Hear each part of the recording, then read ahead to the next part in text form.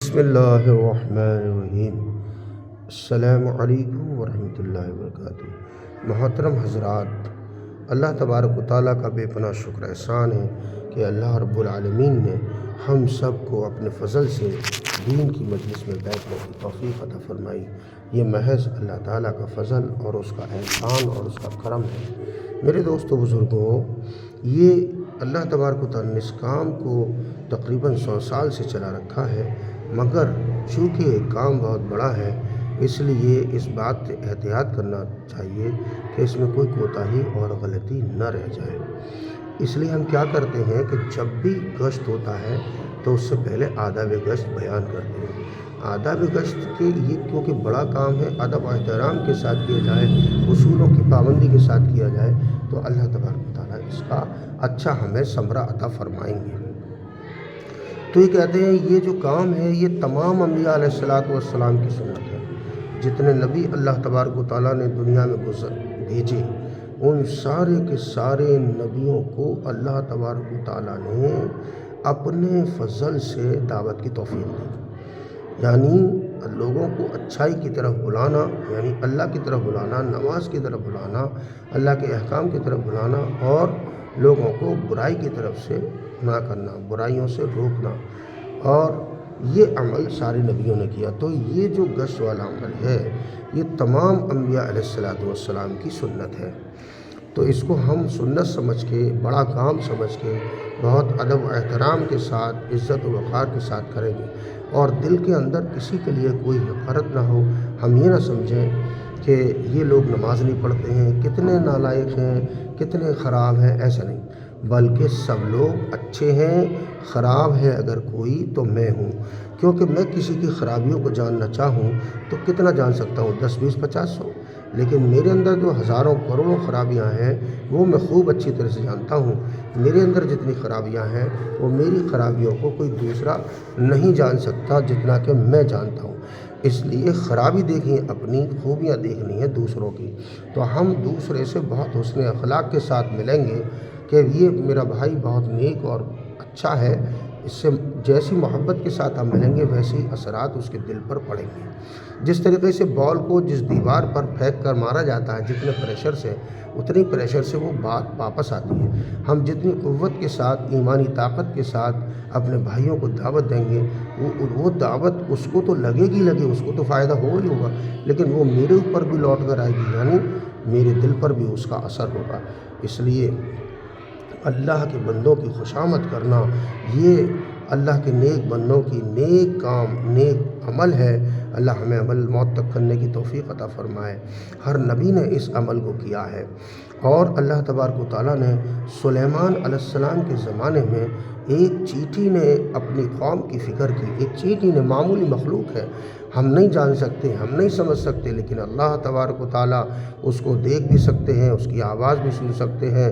اسی خوبی کی بنا پر اللہ تبارک و تعالیٰ نے دیکھا کہ ایک چیٹی نے اپنی قوم کی فکر کری، اور اس کو احساس ہوا، اس کو معلوم جب ہوا کہ سلیمان علیہ السلام کا لشکر آ رہا ہے، سلیمان علیہ السلام کا لشکر آ رہا ہے، اور اس نے جو ہے اپنی قوم کے اندر گشت کیا کہ دیکھو چیٹیوں، اپنے بلوں میں گھس جاؤ، اپنی جان بچا لو، سلیمان کا لشکر آ رہا ہے۔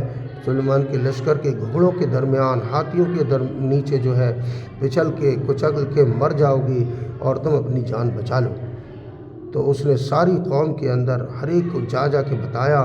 اللہ تبارک و تعالیٰ کو اس کا یہ عمل اتنا محبوب، اتنا پسند آیا کہ اللہ تبارک و تعالیٰ نے اس کے نام کی سورہ نمل، نمل کہتے ہیں چیٹی کو عربی میں، سورہ نمل پورے قرآن پاک کے اندر ایک سورت اتار دی اس عمل کے لیے کہ قیامت تک یہ عمل دہرایا جائے، اور اس کی اس خوبی کو بیان کیا جائے، اور جو بھی اس سورت کو پڑھے گا ہر لفظ پر اس کو نیکی ملے گی، ثواب ملے گا۔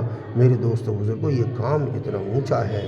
اسی طریقے سے ایک بات اور اس میں بتاتا ہوں کہ ایک حضرت خواجہ نظام الدین رحمۃ اللہ علیہ کے استاد پیر مرشد محترم نے کہا کہ کل صبح جو میرے پیچھے فجر کی نماز پڑھے گا وہ جنتی ہے، اور اس بات کو جو دوسروں سے کہے گا وہ جہنمی ہے۔ تو حضرت کو بڑی پریشانی ہوئی، رات میں کروٹیں لیٹیں، کروٹ بدل رہے ہیں، بے چینی ہے کہ اگر فجر کے بعد فجر کی نماز میرے ساری بستی والے پڑھ لیں تو سب جنتی ہو جائیں، یہ بے چینی تھی۔ لیکن دوسرا جملہ تھا حضرت شیخ کا کہ جو دوسروں سے کہے گا تو وہ جہنمی ہے، اس کو سوچ کے رک جاتے تھے، بہت پریشان ہوئے۔ بالآخر انہوں نے یہ فیصلہ کیا کہ اب کچھ بھی ہو جائے لوگوں کو اس بات کی دعوت دینی ہے۔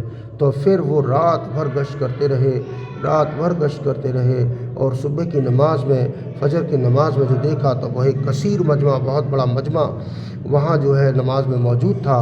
حضرت شیخ نے جو پیچھے مڑ کے دیکھا تو بہت بڑی جماعت کھڑی ہوئی تھی، تو ناراضی کا اظہار کرتے ہوئے کہا کہ یہ کس نے کہا، یہ عمل کس نے کیا؟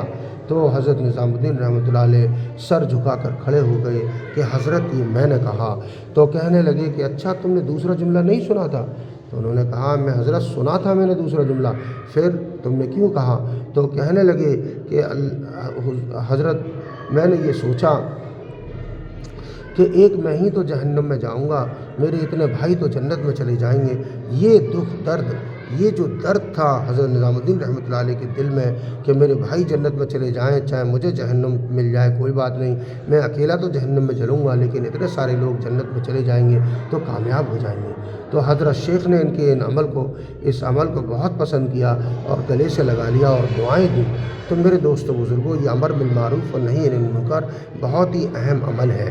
اللہ تبارک و تعالی ہمیں موت تک اسے کرنے کی توفیق نصیب فرمائے اور بار بار دینی مجالس میں بیٹھنے کی توفیق دے۔ تو کہتے ہیں اس گشت کے آداب یہ ہیں کہ جتنے لوگ ہمارے مسجد میں موجود ہیں، نماز کے بعد جو لوگ بیٹھ جاتے ہیں جنہوں نے بات سنی ہے، کہتے ہیں اس مجمع کو ہم کیا کرتے ہیں کہ 2 حصوں میں تقسیم کر دیتے ہیں۔ ایک حصہ تو باہر جاتا ہے جو بندوں کی خوشامد کرتا ہے اللہ کے لیے، اور دوسرا حصہ مسجد کے اندر رہ کر اللہ کی خوشامد کرتا ہے بندوں کے لیے۔ تو باہر والی جماعت میں 3 لوگوں کو مقرر کر لیا جاتا ہے۔ ایک جس میں رہبر ہوتے ہیں جو مقامی ہوتے ہیں، لوگوں سے اچھی طرح واقف ہوتے ہیں تاکہ جو کسی کو بھی پکارے وہ جانتے ہیں یہ کس مجاز کا ہے اور اسے اچھے نام سے پکار کر متکلم سے ملا دیتے ہیں۔ ایک متکلم ہوتا ہے، متکلم کلام کرتا ہے، بات کرتا ہے، جس طریقے سے پورے جسم کے اندر آنکھ نہیں بولتی، کان نہیں بولتا، ہاتھ نہیں بولتا، لیکن کیا بولتے ہیں کہ